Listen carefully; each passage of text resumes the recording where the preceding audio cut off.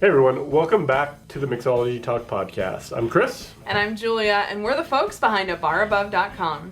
Yeah, so this is episode 199, and we thought it would be fun to kind of take a look back on the last 100 episodes and pick out some of our favorites. It's been a while since I've been on the podcast. I don't know if you remember me. We have a special guest. A special guest? Yes. I'm the OG guest, I suppose. Yep. I'm really excited to be back for today's episode. There have been so many incredible conversations in the last 100 episodes, and I haven't been quite as lucky as Chris to be a part of every single one of them, but I'm very excited to recap them today. Absolutely. So yeah, we're just going to go and kind of pick out some of the favorites over the last 100 and talk a little bit about them, but there's definitely going to be links in the show notes. So if you're not scrambling down at the episode numbers, don't worry, you can head on over to mixologytalk.com/199 and find links to every single one of the podcasts we mentioned here. Let's dig in.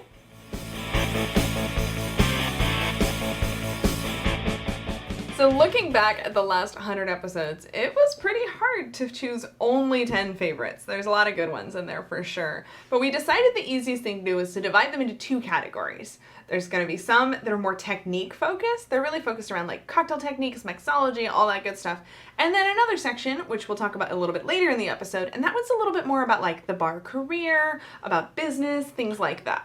Exactly. So, yeah, and we have, I think the split is like almost 50-50. I think it's like 60-40, a little heavier on the technique. So that's sense. where I get to nerd out anyways, and kind of what I love. It is the mixology talk. I know, right? So, yeah, that's what we're going to be talking about now. First up for the technique-based favorite episodes is Ben Potts in episode number 182. And Ben was talking all about the art and technique of smoking cocktails. Yeah, this one was super interesting for me because smoke cocktails are very popular. They're very Instagrammable, so we see them a lot on everyone's Facebook feeds. But I wanted to understand kind of the really specific information around how to do this. Like, what are the variables at your disposal for introducing smoke into cocktails? And he is clearly an expert in this area here. So what's the trick? How do you make it actually taste good? So this was part of the conversation we were having of like, okay, so he got into really specific information around if it's inside of a container, for example, if you smoke it, which is what we usually see, right? A glass dome, it's filled with smoke, and then you're just kind of infusing the smoke in the cocktail that way. He brought up a really good point, and that is the surface area of the dome matters considerably. Oh, that's something I never thought about. Right? So like all these variables, the surface area of the dome, the time that it's under the dome makes sense. Makes higher saturation, the amount of smoke you put in there. So that was kind of like the beginning. How do you measure smoke? And this is where we really start to go down this rabbit hole of like, okay, now that is one theater component of that particular style of cocktail. Now let's start to get into control. Let's start to get into flavor. And how do we introduce these smoky elements and still really having a focus on balance?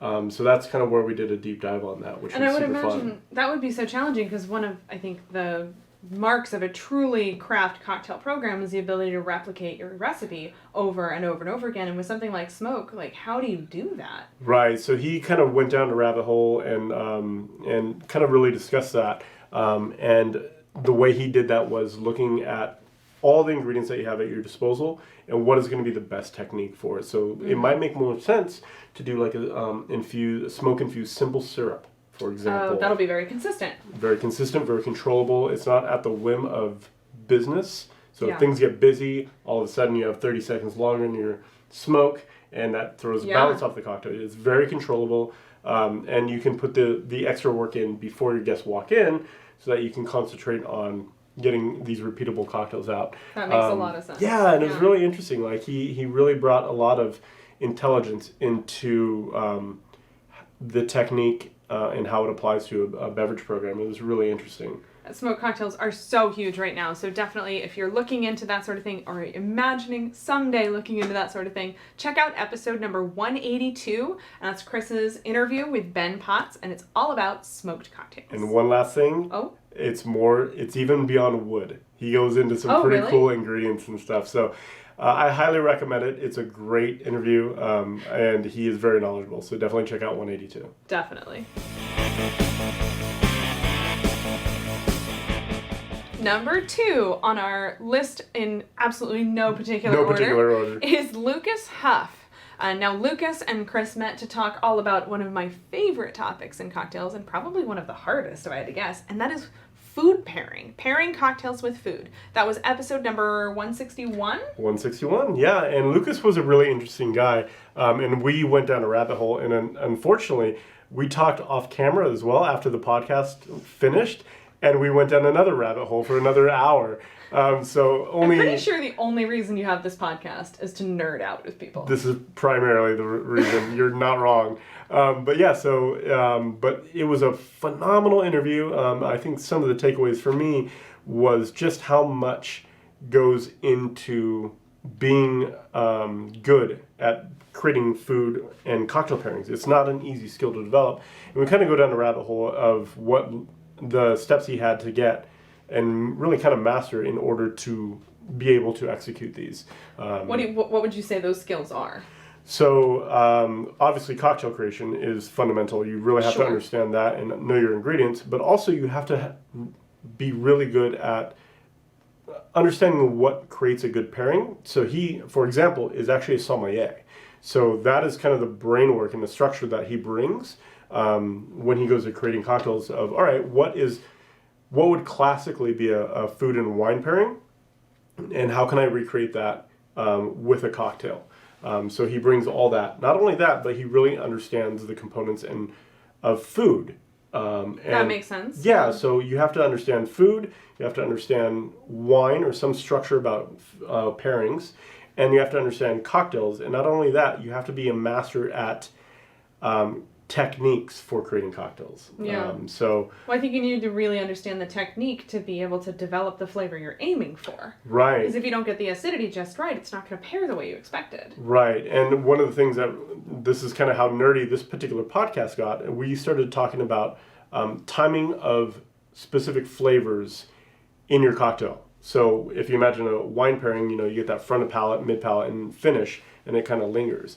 So we were talking about how to really target creating a specific flavor that only develops in the finish or in the mid palate. You don't really hear people talking about like the timing of the palate in cocktails. You hear about it a lot in wine, but you're right, it doesn't come up much in cocktails. Right, and he had some really great insights to that, and just some great insights into a really hard thing to do, and that is food and cocktail pairing.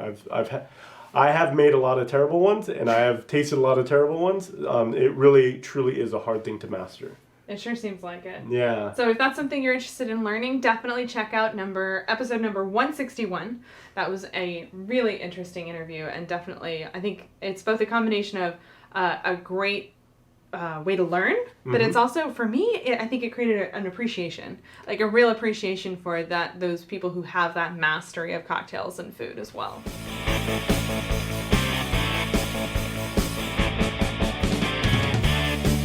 So these next two episodes, yes, 2 episodes, are both about the topic of beer in cocktails. Now, when Chris told me he was going to do episodes about beer and cocktails way back when, I assumed it was just going to be like all about micheladas and shandies and all that good stuff. But these 2 episodes really took it to the next level. The first was with Chris Krause, and the second was with Nicole Barker, episodes number 173 and 174. Yeah, these were really enlightening to me because I've tried creating beer cocktails in the past, and I'll be honest with you, I was terrible at it. I didn't understand the fundamentals of them and what I should really be thinking about. And so having 2 experts to kind of weigh in with their experience and their knowledge was amazing. And honestly, I think these were some of the longer podcasts I recorded just because we were having so much fun and it's such an interesting topic and they answered so many questions. It really was transformative. So yeah, I really appreciate their time. So I feel like I've heard of things like, boiling Guinness down to a Guinness syrup and like essentially beer syrups. I've heard of that, but like what's beyond that? Yeah, I think those are 2 easy ways to do it. Like you have some cocktails that are made specifically with beer, right? You have shandies, you have micheladas and stuff like that. So that was kind of one angle I had on there, but also like as an ingredient, like can you use beer instead of champagne in a French 75? Because you assume the carbonation, right, is there and all that. But yeah, they really enlightened me. And basically, a couple of ways you could do it is beer syrup, as you mentioned, just kind of boiling it down and making it into a syrup makes sense, right? You replace water with beer. Okay. Is it sweetener? Or do you typically sweeten it? You would sweeten it, but this is where it got really interesting. Like with Chris, I asked him about this specifically, and he likes to do a 2-to-1 or 3-to-1 of beer syrup. So instead of like 3-to-1 sweetness, it's 3-to-1 beer, 1 part sweet. So what you're able to do, because if you're only going to use, the way he described it is like, if you're only able to use half an ounce of that beer syrup in your cocktail, you're not going to get any complexity out of it. So if you're able to use 1.5 ounces of it, but only have the sweetening power of 1/2 ounce of simple syrup, then you get all that added complexity, and that's where it really starts to become interesting and you develop depth of flavor. A lot of these 2 podcasts were how to control beer in a cocktail, like don't use ice. Water is your enemy. Interesting. Right? Like little tiny little things like that. Water is your enemy. Water is your enemy. So don't make like, a highball with it or something like that. Or if you do, this is something you need to consider. So beer syrup was one. Beer concentrate, where you're just purely concentrating the flavor of beer with nothing else, was really interesting as well. Different types of beers to use with different styles of cocktails. It was really, really interesting. So yeah, definitely want to check those out. I think one thing that Nicole really highlighted, which I never even thought about, but this shows kind of what happens when you're an expert in this particular field, is she said that beer cocktails are young people drinks.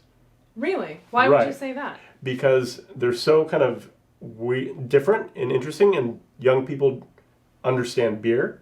So the transition is easier, right? Like not just Boilermakers, but beer and cocktails, it just makes a little bit more sense. I could see it's that. not going for an older clientele, for example. I was like, oh, interesting. I never thought about that, and I'm sure it could work out both ways. But yeah, really, really interesting. Well, I remember one of my favorite cocktails that you ever made was a old-fashioned with barley malt syrup. And that's just what I thought of right off the... I know barley malt syrup is not the same as beer, but like we're starting to get in that direction, right? And it was delicious. Yeah, well, so good. And so this is kind of some of the things they touched upon, is like how to use some of these ingredients, when to use them, different interesting techniques to use. Like Chris mentioned, the idea of making a beer foam. Oh. Right? So you have a standard cocktail. Why not? But on top of it, you have a really interesting beer foam with beer, some egg whites, and syrups and tinctures and stuff like that. So you have essentially 2 separate cocktails sitting on top of each other. That's just crazy. And now you have the opportunity to really enhance things just with something simple like that. So yeah. I feel like I could talk to you about this all day, but if you want to learn more about beer cocktails, definitely check out episodes number 173 and 174 with Chris Krause and Nicole Barker. Obviously, they know a lot more about it than we do. And, absolutely. Now I'm going to need to go listen to those again.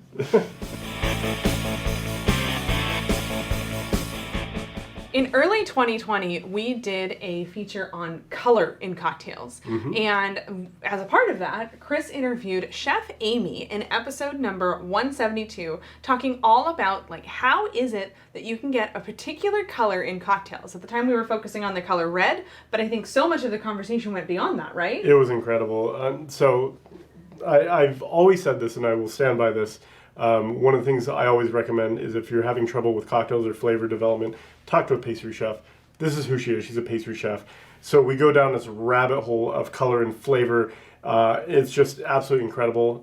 If this is one I highly recommend and put at the top of everyone's listen list, because she just had so much amazing techniques and advice to give. It was incredible. So I can only imagine as a pastry chef, I mean, so much of your job is visual, right? And yet it's gotta taste good, right? We think of that, I mean, obviously bartenders, mixologists have the same thing, but like a pastry chef, like that's like sculpture almost, right? Right, and I think one of the things that she brought to the table among the great conversation around technique was specific ingredients and companies to look at.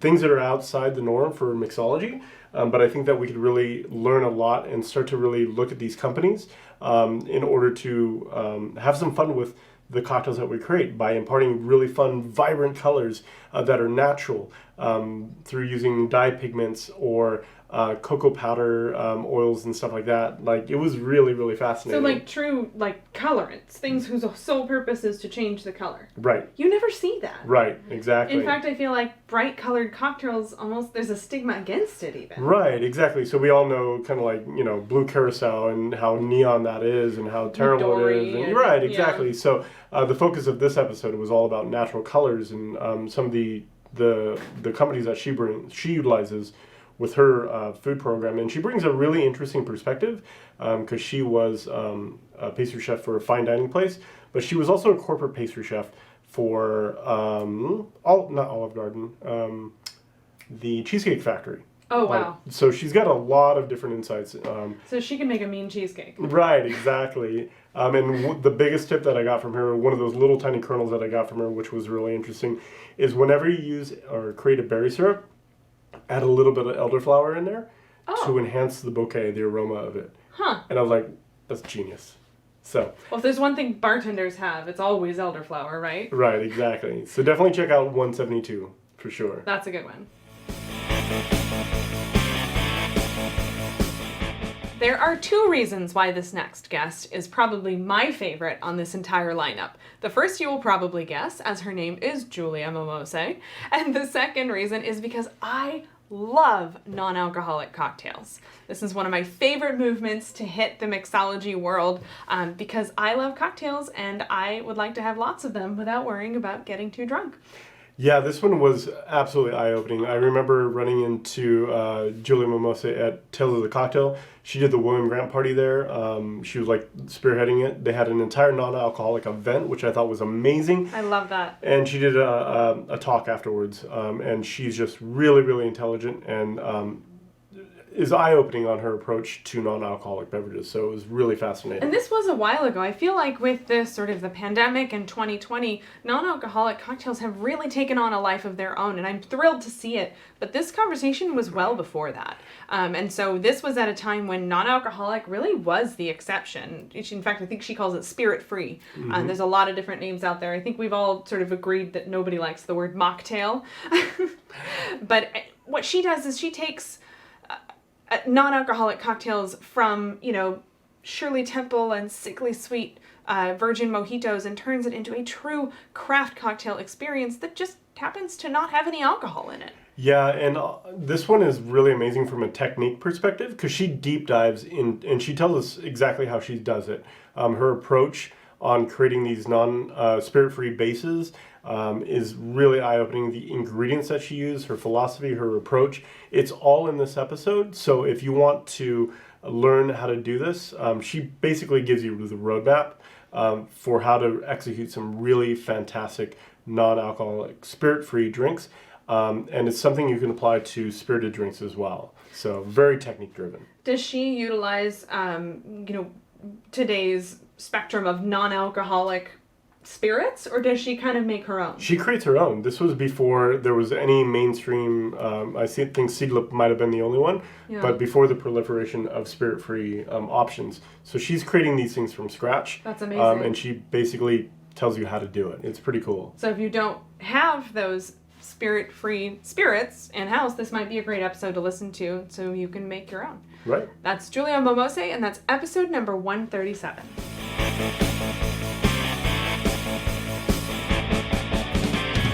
While we're on the topic of non-alcoholic things, Chris also had a conversation with Jason Valla, the founder of a non-alcoholic Amaro. And what I loved about this episode is the story. And I think he tells an incredible story of, how do you create a non-alcoholic Amaro?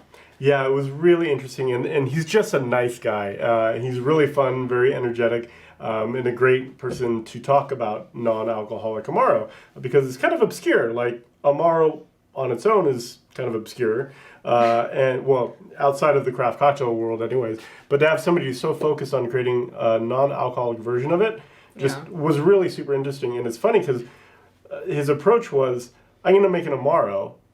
Oh wait, I've made an Amaro. There's a lot of Amaro producers out there, even American ones. What else could I do? And his revelation of like, at the end of the day, I just want something interesting. I don't want something, you know, at like 4:30, 5 o'clock in my workday, I just want something interesting. I don't want something that's going to make me tired or feel lagged or weighed down. So this is what inspired him to take the jump in making a non-alcoholic Amaro.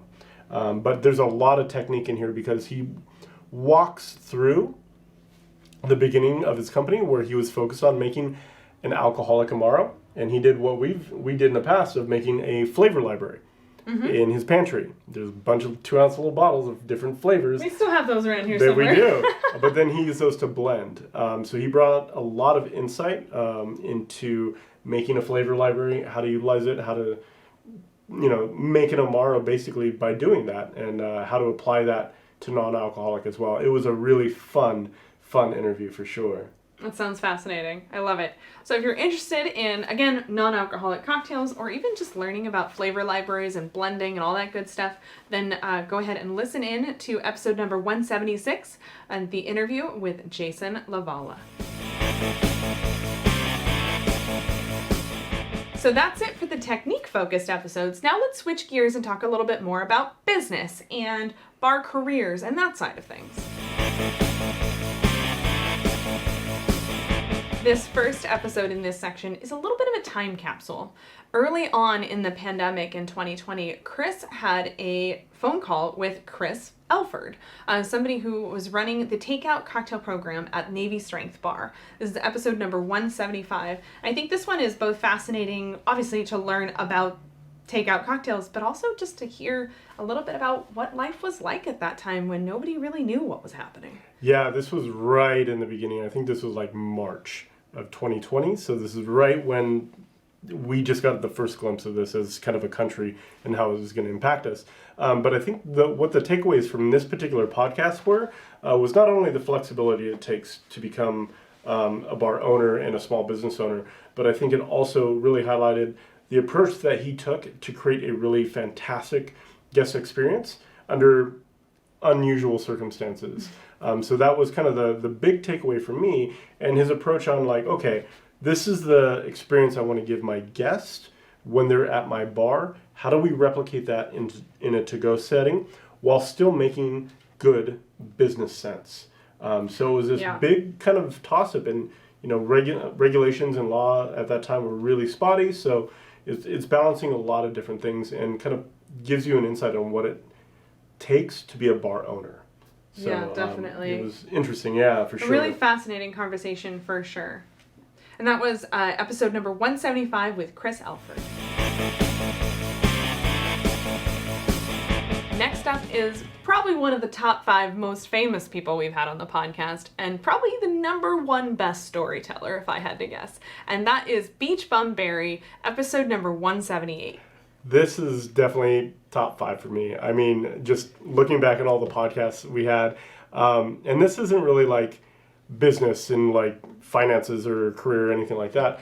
This just really demonstrates storytelling and how important it is as bartenders, because this gentleman can weave a story, and he did it throughout the entire podcast. It was really, really enlightening to hear his perspective on how tiki is essentially the renaissance, cocktail renaissance for craft cocktails, because coming out of Prohibition, tiki is what kind of pushed us all back into fresh ingredients and getting people back into bars and creating this really elaborate and fun experience. And his stories were next level. So yeah, I would highly, highly recommend 176. I think the one thing that I really enjoyed was there was a story he told about how one bartender contributed to World War II and turning the tides in a specific battle that had a domino effect throughout all of World War II. It was phenomenal. It was very, very fascinating. I can't do it justice. So I'm going to let him tell the story for sure. If you want to hear that story, and this one, again, incredible storytelling, but it's all wrapped up in a little bit of a history lesson, too, around cocktail history and with an emphasis on tiki. So can't go wrong with this one. Go ahead, join Chris and Beachbum Berry in episode number 178 if you're into that sort of thing. And you got to hear that story. It's so good. It's an incredible story.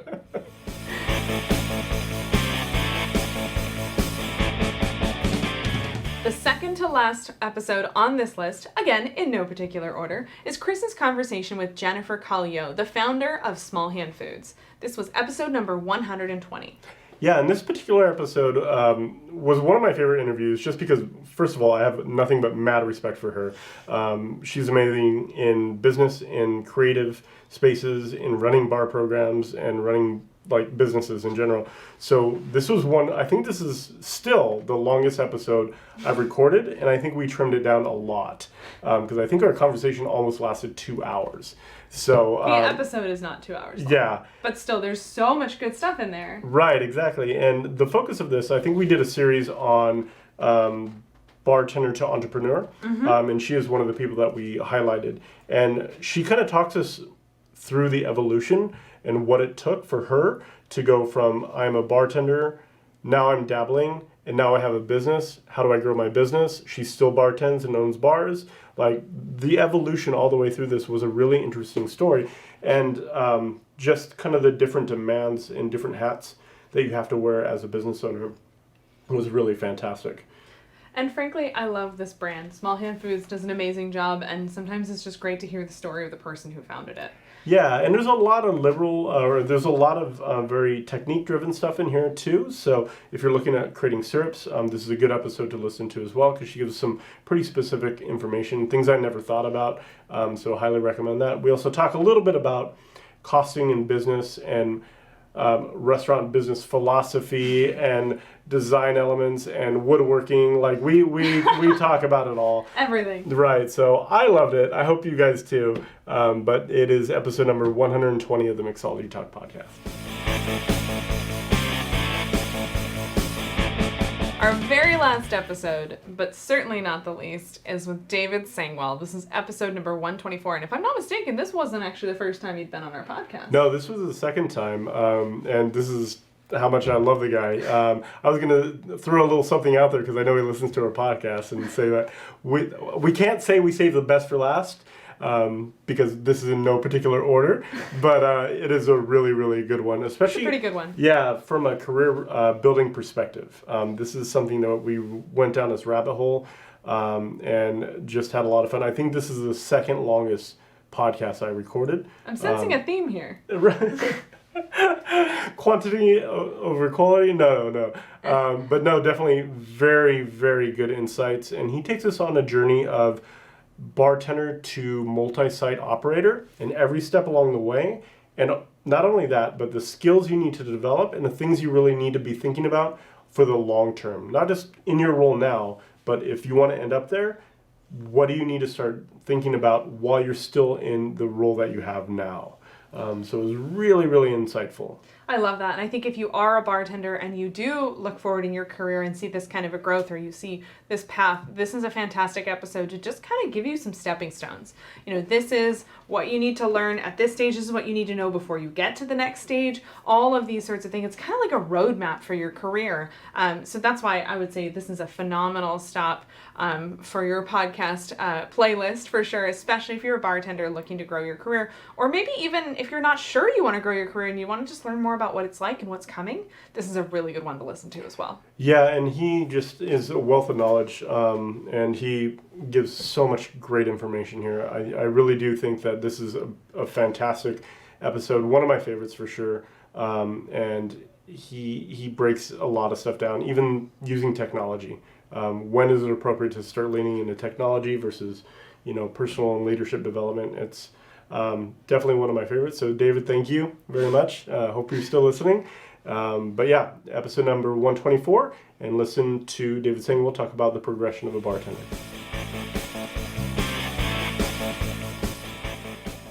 Thank you so much for joining us for this recap episode as we look back on the last 100 episodes and pull out some of our top favorites.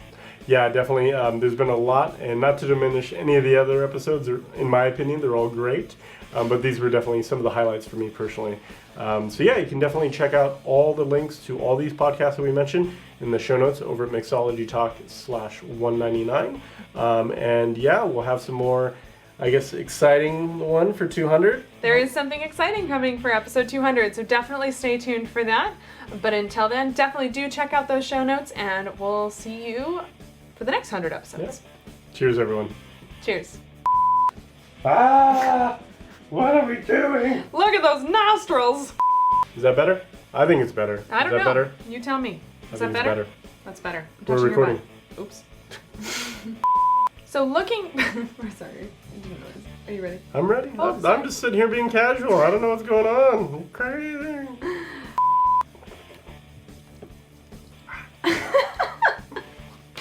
This was episode number 120, and she is the famed... founder is the word I was looking for. But it wasn't there when I needed it. I feel like Left forward or right forward? I feel like backhand forward. Otherwise it covers it up. Oh, Yeah. like that? Yeah. This is techniques. There you go.